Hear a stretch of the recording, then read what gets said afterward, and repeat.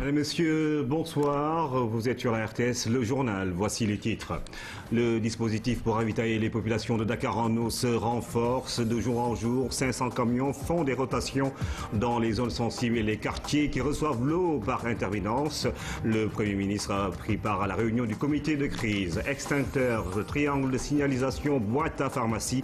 L'arsenal des chauffeurs avertis à la loupe ce dimanche. Le nombre de conducteurs néglige ces équipements de grande importance. Et puis Afro-Basket, l'Angola championne d'Afrique. Les Lions occupent la 3e place, des regrets certes, mais de la satisfaction. Le staff technique tire un premier bilan de ce tournoi. Bienvenue à tous. 500 rotations par jour. Le dispositif mis en place pour soulager les populations de Dakar se déploie dans les zones sensibles. Il en est ainsi pour les quartiers où l'alimentation en eau se fait par intermittence. Le comité de crise mis en place par la SCE et les pouvoirs publics a reçu la visite du Premier ministre Aminata Touré, membre de Samambo.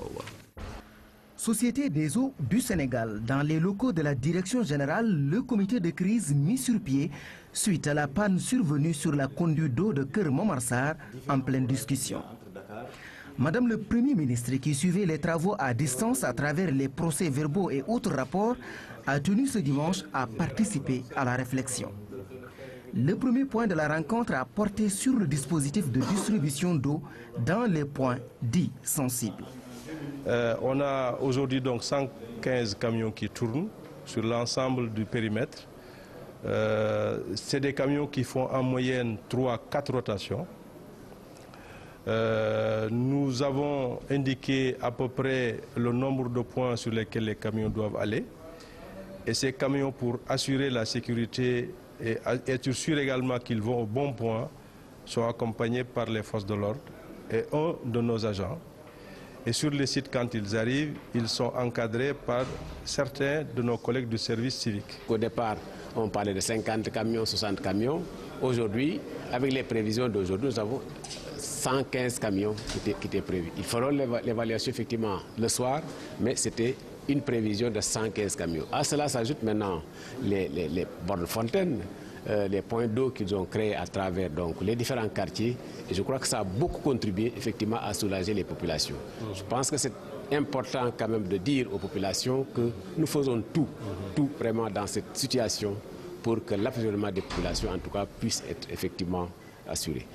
S'agissant des opérations de réparation de la conduite défectueuse, ces séances tenantes que le directeur général de la SDE, Mamadou Dia, actuellement sur place à Keur Momar Sarr, a joint le comité au téléphone pour informer de l'état d'exécution des travaux. Et c'est le ministre Pape Diouf de l'hydraulique qui rapporte ces propos. Nous ne pouvons pas donner aujourd'hui une date, mais vous avez suivi effectivement avec l'exposé du directeur qui est sur le site, le directeur général sur le site, qui suit les travaux, que les travaux se déroulent normalement. Donc souhaitons effectivement que, comme ils l'ont prévu, que cela continue pour en tout cas être dans les meilleurs délais, en tout cas disponibles. En tout cas, prions parce que nous sommes des croyants, comme il faut le dire, mais également encourageons ceux qui sont sur le terrain, ceux qui sont là, qui travaillent nuit et jour, pour que quand même qu'ils continuent à résister, à pouvoir faire face. À la suite des exposés des différentes parties prenantes, le Premier ministre a formulé plusieurs recommandations allant dans le sens de mieux satisfaire la demande des populations. Il s'agit entre autres de renforcer le dispositif de distribution d'eau, d'informer les populations en temps réel et de les sensibiliser sur les règles d'hygiène qu'implique une telle situation. Le comité va reprendre service demain et il sera ainsi jusqu'au rétablissement correct de l'alimentation en eau potable de Dakar. Dans le même temps, le ministre de la Femme, de la Famille et de l'Enfance distribuait de l'eau dans les différentes structures sanitaires de Dakar. Le geste vient répondre à une urgence, l'eau étant plus que vitale dans les hôpitaux. Papa Djibril Fall. L'élan de solidarité face à la pénurie d'eau se généralise. Le ministre de la Femme, de la Famille et de l'Enfance vient au chevet des structures sanitaires. Ici, à Albert-Royer, une importante quantité de bouteilles d'eau est distribuée aux enfants. Les responsables s'en réjouissent. Toutes les structures de santé ont énormément besoin de l'eau. Que ce soit au niveau de la salle de réanimation, que ce soit au niveau de la bibliothèque, que ce soit au niveau de l'Ukraine, que ce soit pour les mères de famille aussi, qui doivent nettoyer les enfants et tout. On avait vraiment besoin de cette eau. Donc véritablement, c'est aussi un soulagement pour la structure. Après le centre hospitalier national d'enfants, Anta Sarr, accompagné du ministre de la Santé et de l'Action sociale, fait cap sur le centre de santé Philippe Maguilène Senghor, situé à Yoff. Le geste là qu'on vient de voir est un geste qui nous va directement au cœur. Parce que, vu le manque d'eau qui sévit ici dans la région de Dakar, c'est un grand soulagement que nous venons de recevoir des ministres qui sont venus aujourd'hui.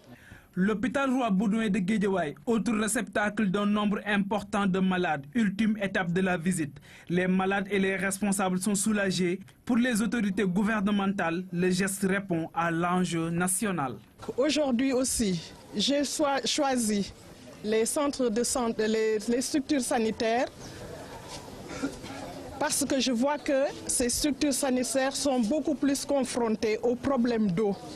Déjà, on ne peut pas avoir des problèmes de santé, être confronté aussi à trouver de l'eau. Je me suis dit, il me faut aujourd'hui apporter ma modeste contribution en eau potable. Et je salue vraiment ce geste, car je pense qu'effectivement, un secteur de la santé sans eau, c'est vraiment une difficulté énorme.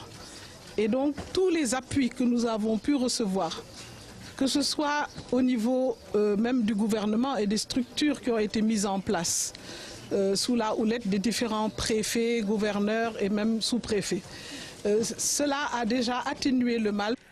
Des gestes de solidarité qui recoupent les préoccupations du chef de l'État. En plus de prendre en charge les factures d'eau de ce mois-ci, l'État met les bouchées doubles pour résoudre définitivement la question de l'eau. Troisième édition de la journée du volontaire français au Sénégal. Cette année, l'institution France Volontaire célèbre ses 50 ans de présence sur l'international. Depuis 1963, 10 000 volontaires se sont engagés pour accompagner le Sénégal dans le processus de développement local. Néa Iradia. Cette année, France Volontaire fête ses 50 ans de présence au Sénégal. Ces volontaires français partagent leurs expériences avec les populations locales et pour mieux réussir son objectif, France Volontaire a signé une convention avec l'initiative RSE, Responsabilité sociétale des entreprises. L'idée, c'est de faire en sorte qu'il y ait une action concertée entre le mouvement volontariat au Sénégal, que ce soit les organisations nationales ou internationales de volontariat, avec les entreprises. Les entreprises mènent un certain nombre de projets dans le cadre de la responsabilité sociétale. C'est des engagements auprès des communautés avec lesquelles, disons, ces entreprises travaillent, mais c'est un engagement au niveau des zones dans lesquelles ces entreprises travaillent. Et nous, on souhaiterait apporter une plus-value. L'institution veut améliorer la qualité du volontariat au Sénégal. 1000 volontaires se sont engagés en 2012. Ils interviennent dans des secteurs de la santé, du social, du développement durable, entre autres. C'est un programme notamment de lutte contre les changements climatiques, avec pour objectif principal de faciliter l'accès des populations à des services énergétiques durables à travers les énergies renouvelables et la promotion de la gestion des ressources naturelles de la région. Cette journée est une occasion de promouvoir le volontariat. Les candidats peuvent avoir des réponses aux questions « Comment devient-on volontaire ? Pourquoi le volontariat ?» Il est prévu des projections, débats et des échanges avec d'anciens volontaires français au Sénégal. Et puis ce colloque international au Centre d'études des sciences et techniques de l'information, plusieurs écoles francophones de journalisme ont pris part à la rencontre qui se tient dans un contexte de transition de la logique au numérique, de la déontologie à la régulation, à l'autorégulation. Les débats ont été fort instructifs. La synthèse de Daraba. La forte pression du marché née de la crise de la presse a quelque part perturbé les normes du journalisme. De plus en plus, on assiste à un journalisme dit de la demande. Où les journalistes sont appelés à tenir davantage attention au marché, notamment donc, aux demandes des annonceurs, pour préserver les recettes du titre ou de l'entreprise de presse, et parallèlement aussi aux demandes du public à travers des enquêtes, des études, le courrier des lecteurs ou sur la presse en ligne, sur les retours quasiment en direct que l'on observe sur les papiers qui sont mis en ligne. Une telle situation engendre des conséquences sur la manière de concevoir les contenus. Cette production des rédactions dépend elle aussi de la déontologie. Là également, l'avancée de la technologie a bouleversé les règles standards. Dans le cyberespace, les véritables souverains, ce ne sont plus les États, ce sont en réalité les gestionnaires de réseaux et les usagers de ces réseaux-là. Donc, pour éviter justement une inefficacité des règles étatiques prises a priori, il faut repenser la régulation en associant ces gestionnaires de réseau et ces usagers qui sont les nouveaux souverains donc, de la régulation. Au Sénégal, le législateur, lui, a choisi d'intervenir dans la régulation de la profession. Et pourtant, à la lumière de l'exposé de Sélesek, enseignant-chercheur à l'Université de Dakar, la règle de droit doit venir de l'extérieur et la déontologie de la profession. Cette règle de droit, elle pose des conditions minimales qui rendent viable la société. Alors que la déontologie, l'exigence de moralité, elle est beaucoup plus forte. Elle est à un niveau très élevé par rapport à la règle de droit. Le réseau Théophast et l'Organisation internationale de la francophonie, partenaire du CESTI dans ce colloque international, ont été séduits par la qualité des exposés et vont revenir l'année prochaine pour un autre rendez-vous de la presse à Dakar. Ce sera à l'occasion du sommet des chefs d'État et de gouvernement membres de la francophonie. Beaucoup de chauffeurs les négligent ou minimisent leur importance. Extincteurs, triangles de signalisation ou boîtes à pharmacie, les conducteurs qui détiennent et voyagent avec ces équipements se font de plus en plus rares au moment où les accidents engendrent des milliers de victimes par an sur les axes routiers du Sénégal. Comme qui dirait, usagers de la route, attention, mieux vaut prévenir que guérir, dit le dicton. Sinon, mieux vaut se prémunir plutôt que de rouler en toute insécurité. C'est le dossier signé Philomène Constance Diagne. Gare routière de Petersen, 13 heures environ. Ce car de transport en commun s'apprête à prendre départ avec plus d'une trentaine de passagers sous un soleil de plomb. Tout paraît normal pour faire un voyage tranquille, sauf qu'il y a quelque chose qui a son importance que semble oublier le chauffeur, la boîte à pharmacie. Oui, c'est vide, mais des fois on aimerait les remplir avec des comprimés. Bon, en cas, si tu as un passager qui est un peu souffrant, vous pouvez lui donner quelques médicaments. Il n'est pas le seul à transporter des vies humaines sans ces trousses de secours. Dans ce garage de taxi, aucun chauffeur n'a voulu s'adresser à nous pour la bonne et simple raison qu'il n'en dispose pas. Les boîtes à pharmacie ne sont pas ravitaillées. Si les opérateurs ne ravitaillent pas, ils n'ont pas le droit de ravitailler la boîte à pharmacie. Inconscience ou négligence, on ne saurait se prononcer. La plupart des clients, eux, pensent que les chauffeurs, les transporteurs, les chauffeurs qui ne respectent pas la règle, ce sont des vies qui sont en train de transporter. Et lorsqu'ils ne respectent pas les règles, ils mettent les vies des gens en danger. Non, ça c'est pas normal. Parce que, comme on dit, la vie et la mort d'un blessé dépend toujours des premiers soins qu'il a reçus. Donc, par rapport à ça, vraiment, il faut que quand même l'État essaie de revoir ce problème-là. C'est pas normal. Une règle, certes, prise en compte dans le code de la route. Seulement, beaucoup de transporteurs publics ne se soumettent qu'à l'obligation.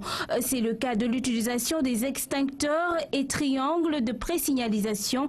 Ils sont contrôlés lors de la visite technique des véhicules. En cas d'accident, vous devez les placer à l'avant et à l'arrière. Par exemple, à 50 mètres à l'avant et à 50 mètres à l'arrière, pour signaler les autres voitures concernant si vous êtes en panne ou bien si vous êtes en stationnement. Pour cette pompe d'injecteur, en cas de chauffage ou bien d'accident ou bien un peu d'incendie sur les circuits, vous pouvez l'éteindre. Ce sont des équipements, s'ils ne sont pas obligatoires pour certains, sont vraiment très pratiques et d'une très grande utilité. Le triangle de présignalisation, il est obligatoire, tel que le stipulent les articles I44 et I45 du Code de la route. Tout automobiliste doit en disposer deux dans son véhicule. Il faut avoir un vrai extincteur et l'extincteur, il faut aussi le faire contrôler auprès des sociétés agréées Parlez-en. Et une fois que c'est utilisé, il est terminé, il faut aller le changer. Disposer de ces équipements de prévention sécuritaire est une chose, savoir les utiliser en est une autre. Dès lors, la formation des acteurs devient une nécessité. Alors les sapeurs, ils sont venus de temps en temps s'ils ont fait des formations. Alors on s'est montré. C'est essayer de le former, de le sensibiliser sur leur propre métier. Et au niveau de notre centre de formation, au-delà de l'aspect formation technique en matière de transport, il y a un volet sécurité qui est assez important. Le nombre d'accidents croît de plus en plus. Pour participer à la lutte contre ces drames, beaucoup d'actes ont été posés, mais le changement de comportement des différents acteurs tarde à se concrétiser. À un moment donné, les triangles de présignalisation, nous, on les donnait gratuitement aux conducteurs. Bon, sans distinction. On en a fait même dans des campagnes lors des semaines nationales de la prévention routière. On s'est déplacé à Dakar, en région, et on offrait gratuitement ces triangles de présignalisation. Mais il faut que les automobilistes sachent que, bon, c'est vrai que toute action a ses limites, et qu'ils sachent que, au même titre qu'ils se rendent à la station pour se ravitailler en carburant, qu'ils puissent également prévoir dans leurs dépenses deux triangles de présignalisation et un extincteur. Et bien entendu, s'ils peuvent également se rapprocher de la direction de la santé ou de la prévention au niveau du ministère de la Santé pour au moins des conseils par rapport à l'utilisation de la... Tous les acteurs du secteur du transport sont interpellés pour l'utilisation de ces équipements. Ils se révèlent indispensables à la sécurité routière, chose qu'ignorent certains automobilistes du transport public et particulier. Le triangle de présignalisation, l'extincteur et la trousse de secours, 3 petits accessoires qui peuvent rendre de grands services. Philomène Constance Diagne, les Chinois du Sénégal ont fêté le 64e anniversaire de leur pays. L'événement a permis de forts moments de retrouvailles et festivités en communion avec les Sénégalais pour magnifier une coopération bilatérale fructueuse. Papa Djibril Fall. C'est dans une ambiance festive que la représentation diplomatique chinoise a fêté l'anniversaire de l'indépendance du pays. Un moment de retrouvailles entre Chinois. Cette fête est aussi marquée par une forte présence de Sénégalais. Au cours de cette cérémonie, nous avons entendu l'ambassadeur de la République populaire de Chine faire un bilan de la coopération. Un bilan qui est extrêmement fructueux parce que touchant la plupart des domaines, mais principalement le domaine culturel et le domaine sportif. Il a beaucoup insisté sur ces 2 aspects. La communauté chinoise se sent bien chez elle au Sénégal. C'est cela qui a davantage raffermi les liens de coopération entre les 2 pays. Une coopération qui porte ses fruits. Les relations entre nos 2 pays sont depuis fixes et c'est une coopération, c'est d'abord une relation politique de très bonne qualité et grâce à cette relation politique très très forte, la coopération multidimensionnelle entre la Chine et le Sénégal se développe sur presque tous les domaines, les grands édifices, les grands projets d'infrastructure, la santé, le sport, l'éducation, l'enseignement du chinois sur tous les plans. J'ai évoqué tout à l'heure plusieurs projets, le Grand Théâtre, en ce qui concerne le sport. L'autre jour, j'ai parlé du stade de l'amitié sino-sénégalaise qui est rebaptisé aujourd'hui le stade Léopold de Sédar Senghor. J'ai parlé tout à l'heure des 11 stades régionaux et j'attends de la part du ministre des Sports une date pour que je puisse aller ensemble avec lui à Ziguinchor pour lancer d'autres travaux. Une fête bien rythmée, des sonorités à la chinoise au rendez-vous, les relations solides entre les 2 nations revisitées, tout cela dans une atmosphère détendue et conviviale. En Italie, les ministres du parti de Silvio Berlusconi qui siègent dans le gouvernement de coalition démissionnent en bloc, une situation qui plonge à nouveau le pays dans l'incertitude. Un geste fou. L'expression d'Enrico Letta a été reprise et partagée par la plupart des grands journaux italiens ce dimanche. Obéissant à leur leader, les ministres du parti de Silvio Berlusconi viennent de démissionner du gouvernement Letta. Depuis des semaines, le clan Berlusconi fait monter la pression. Le but, éviter à son mentor d'être destitué de son poste de sénateur après sa récente condamnation pour fraude fiscale. Ce dimanche, Enrico Letta rencontre le président Giorgio Napolitano, qui joue une nouvelle fois l'arbitre de la crise italienne. Nous n'avons pas besoin d'être en permanence en campagne électorale. Nous avons besoin de continuité dans l'action gouvernementale. De son côté, Silvio Berlusconi appelle à des élections anticipées qu'il se dit sûr de gagner au vu des sondages. Une option loin d'être envisagée dans l'immédiat par le gouvernement Letta. Je pense que Enrico Letta a essayé d'obtenir une majorité pour un autre gouvernement. S'il n'y arrive pas, il y a une possibilité, c'est que le président de la République démissionne et qu'on élise un nouveau président de la République. Et ça sera un président de la République beaucoup plus dur pour Berlusconi et qui fera deux choses. Il fera voter un budget par un gouvernement et d'autre part, il fera une autre loi électorale. Et dans ce cas-là, on aura d'autres élections. Une certitude en tout cas, cette nouvelle crise politique risque d'avoir de lourdes conséquences sur l'économie du pays, toujours aussi fragilisée. Vie des syndicats, Mademba Sok a été reconduit à la tête de l'Union nationale des syndicats autonomes du Sénégal. L'UNSAS a tenu son deuxième congrès ce week-end.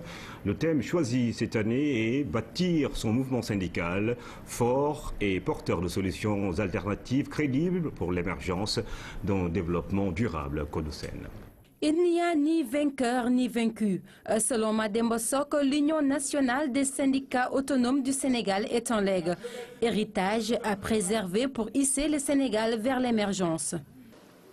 Le legs, c'est de faire en sorte que cette centrale survive aux différentes péripéties, aux contradictions, parce que nous devons continuer à nous enrichir de nos différences.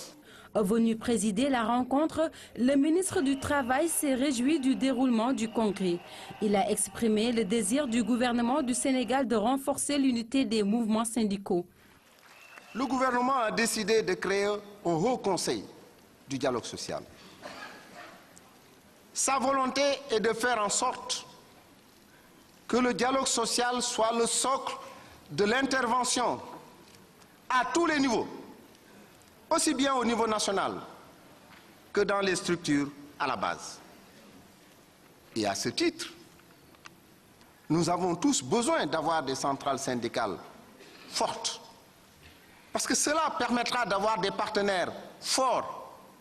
Et ce sont les partenaires forts qui peuvent être porteurs de solutions de sortie de crise importantes.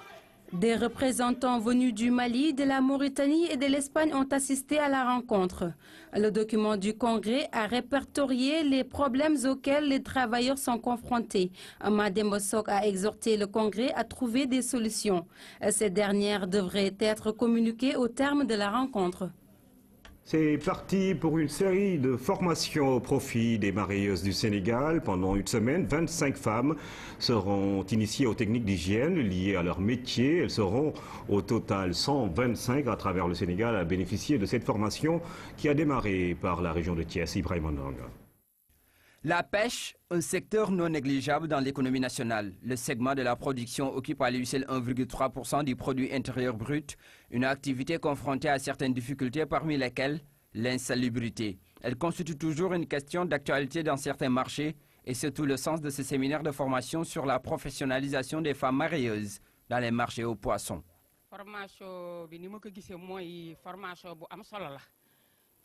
Nous sommes vraiment contentes de cette formation. Elle va nous permettre d'acquérir beaucoup de connaissances, mais nous voulons aussi des marchés de qualité. Elles sont au total 25 marieuses de la région de Thiès à bénéficier de cette formation. Pendant 5 jours, elles vont allier théorie et pratique. Une partie théorique en salle l'après-midi. Et à la demande des marieuses, en fait, on préfère travailler l'après-midi. Et le matin, moi, j'essaierai de me rendre le plus possible sur les marchés pour discuter avec les femmes marieuses, pour savoir comment on peut mettre en application ce qu'on aura vu la veille, quoi. Après la formation, ces femmes seront appuyées dans d'autres domaines. Dans nos pays, nous avons même certaines aires de débarquement qui sont homologuées, c'est-à-dire que c'est uniquement à partir de ces zones qu'on peut exporter. Dans d'autres plages, les produits ne peuvent pas entrer dans l'Union européenne. Il faut qu'on essaye de trouver les moyens pour que dans nos marchés, dans les différents marchés, les différents points de vente, qu'on impose des normes de sécurité aussi, des normes de salubrité de ces produits. Ce programme bénéficie du soutien de l'Union européenne. Thiès, Tivaouane, Kaolack, Touba et Tambacounda sont pour le moment concernés. À terme, 125 femmes seront formées pour redynamiser le secteur du mareyage au plus tard le 24 octobre de cette année. Une colonie de vacances pour faire revivre le social, c'est tout le vœu des autorités de la RTS qui veulent perpétuer ces colonies. Lors de la cérémonie de fin de camp de cette année, les colons ont organisé une fête pour permettre aux parents de communier avec eux. Cette colonie a permis aux encadreurs d'inculquer aux enfants les valeurs du civisme, entre autres bonnes attitudes, pour faire de futurs modèles. Reportage à Boumeille. Des bus qui quittent la RTS pour le village de retraite des colons à Beauvais. Il y a une quinzaine de jours, ses pères, mères, bref parents n'avaient pas vu leurs enfants. Des moments de rencontre autour de ce cadre enchanteur aux abords de la piscine. Accompagnés de leurs encadreurs et moniteurs, les retrouvailles se passent de commentaires.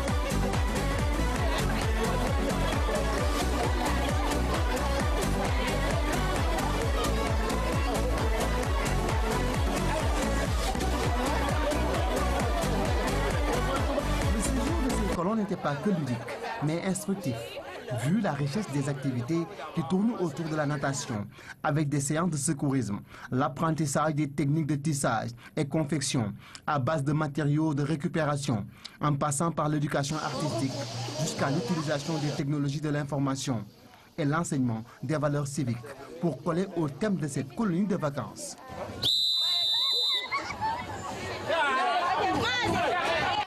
Et malgré la présence des parents, les enfants n'ont pas boudé l'appel du chef, encore moins perdu leur appétit.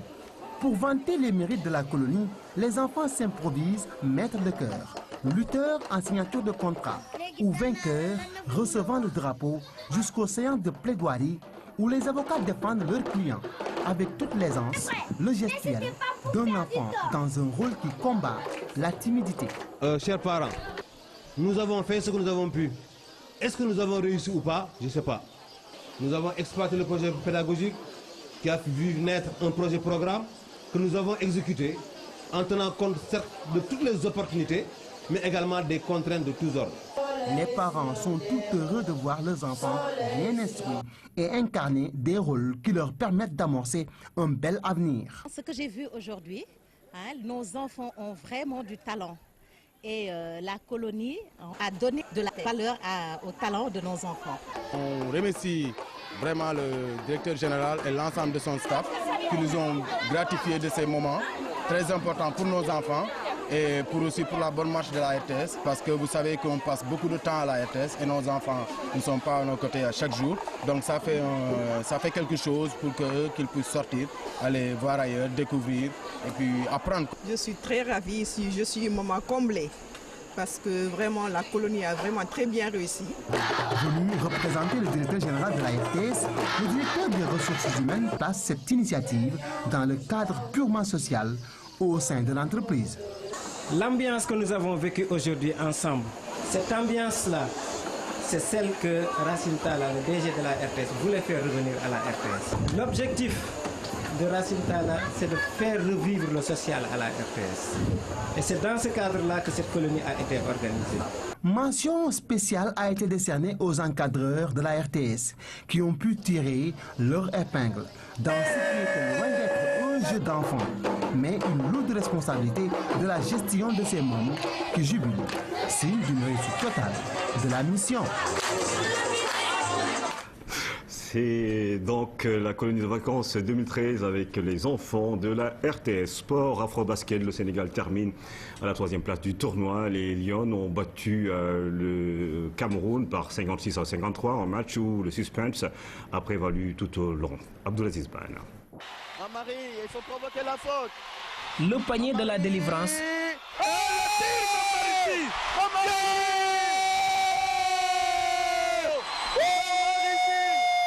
Oh là là. Ça, c'est pour la joie. De l'émotion, du suspense, il y en aura tout au long de cette partie. Elle sort par la plus belle, par la grande porte. Et on joue jusqu'au bout, qu'on soit devant ou qu'on soit derrière. Du suspense, oui, il y en a eu, comme ici à 20 secondes de la fin. À cet instant précis, le Cameroun rejoint une nouvelle fois le Sénégal au score. 53 à, nous sommes exactement à 5 secondes de la fin de la partie. Mam Marissi hérite de la balle de match, tente un tir primé, fait la différence et délivre tout un peuple.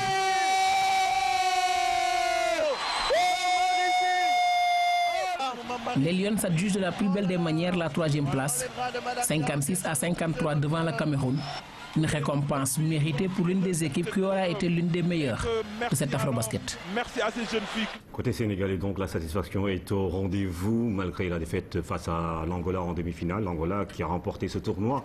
Entraîneur Pape Moussa Touré du Sénégal salue la prestation de ses joueuses et loue l'apport de la Benjamin du groupe Oumou Khayri Thiam. Réaction d'après-match au micro d'un de nos envoyés spéciaux, Seydina Luntigo. Tout d'abord, félicitations à l'équipe du Cameroun qui a livré un très bon match.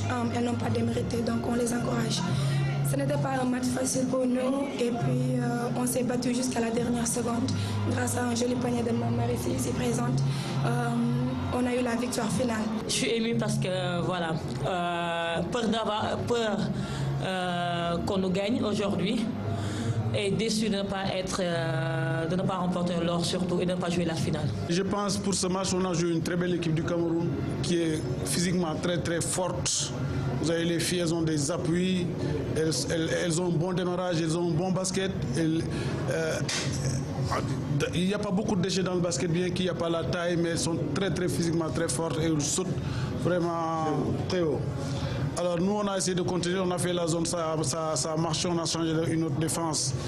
Ils se sont adaptés du moins, on a changé une autre défense, ils se sont adaptés à la défense, on a changé, mais à la fin, donc c'était un chassé-croisé, je trouve que c'était un très bon match. Bon, je ne parlerai pas d'arbitrage des erreurs qui se sont passées, mais ce qui est important, c'est que nos filles ont été là, ont été à hauteur.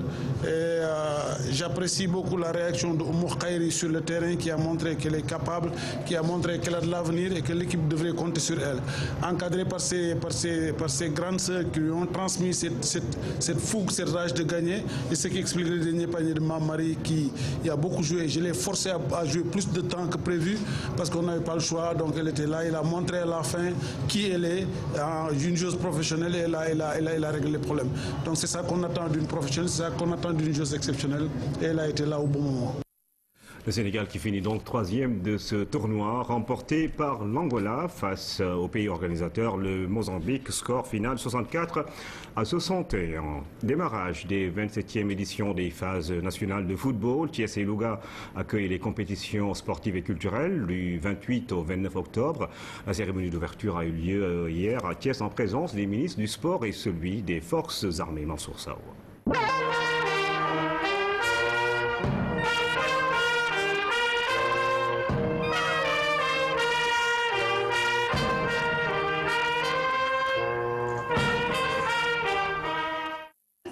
27e édition des phases nationales de football. Le ton est donné. Thiès et Louga sont à l'honneur pour cette édition. Autorités étatiques et administratives de la région ont pris part à la cérémonie d'ouverture. Elles ont saisi l'occasion pour appeler les Sénégalais à l'union derrière l'équipe nationale de football. Je voudrais en ce moment solennel et ici à Thiès demander à tout le peuple sénégalais d'être unis comme un seul homme derrière l'équipe nationale de football parce que nous sommes à une phase extrêmement importante d'un processus qui est la qualification à la Coupe du Monde en 2014. Je pense que nous devons tous nous mettre autour de l'équipe. Je pense qu'elle est capable de gagner. Et quand c'est le Sénégal, dans son entièreté, qui est concerné, nous devons nous serrer les coudes et tous dans le même sens, parce que c'est pour le pays, ce n'est pas pour une personne, c'est pour tout le pays. En levée du rideau, l'ASC Dego de Kolda s'est incliné devant l'ASC Grand Thiès. Score 2-0.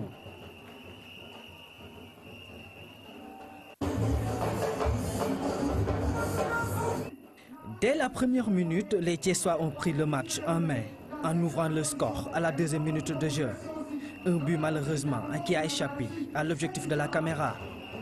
Les visiteurs auront tout tenté pour revenir au score, mais en vain. Les Thiessois tiennent le bon bout. D'ailleurs, ils vont corser la mise à la 57e minute par l'entremise de Mame Thierno Diallo.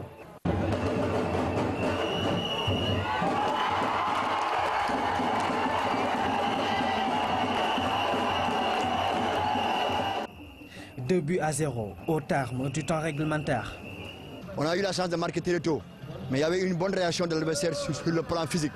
On a pu contenir pour aller en deuxième mi-temps, venir avec d'autres intentions et marquer le deuxième but pour nous libérer. Les conditions n'étaient pas du tout réunies, il faut oser dire la vérité. Une équipe qui quitte depuis Kolda, venir jouer ici, arriver ici à 3h, 4h du matin pour rejouer le lendemain, les conditions là étaient difficiles. 17 équipes sont en lice pour cette 27e édition des phases nationales de Navétane. La ville de Thiès va accueillir les poules A, B et C, tandis que les équipes des groupes D et E vont évoluer à Louga. À présent, nous parlons des 72 heures des îles du Saloum, célébrées et s'est tenue à Niodior. L'édition 2013 a vu la participation des membres de l'association des élèves et étudiants ressortissants des îles du Saloum. Ces derniers ont profité de cet événement pour sensibiliser les populations sur plusieurs phénomènes. Kodoussen.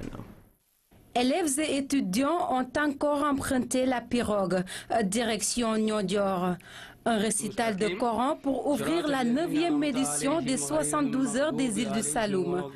Le président de l'AERIS, Association des élèves et étudiants ressortissants des îles du Saloum, a saisi l'occasion pour appeler à plus de civisme et au désenclavement de leur contrée.